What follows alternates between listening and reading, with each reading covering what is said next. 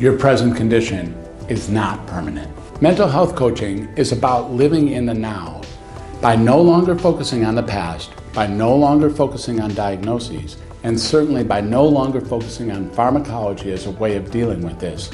All sorts of new realms of possibilities emerge. Over time, what I've realized is that medicine actually perpetuates, if not causes, the symptoms that it's marketed to treat.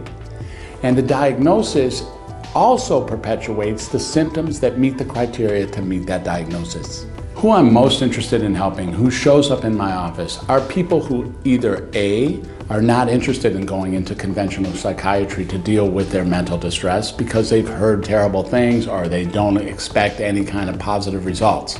The other group that's really interesting for me are the people who have been in psychiatry, often for decades, carrying on with their diagnosis and their treatment, and they're just sick and tired of getting worse. These people are looking for a new way of being, of a new level of freedom and power from what they have so far been calling their own mental illness. As a function of the work that we do in my office, there's an alleviation, a diminishment, and even a disappearance of the symptoms that otherwise were considered so distressful that they were interfering with functioning. There'll be a whole new sense of being heard, of being listened to, of communication.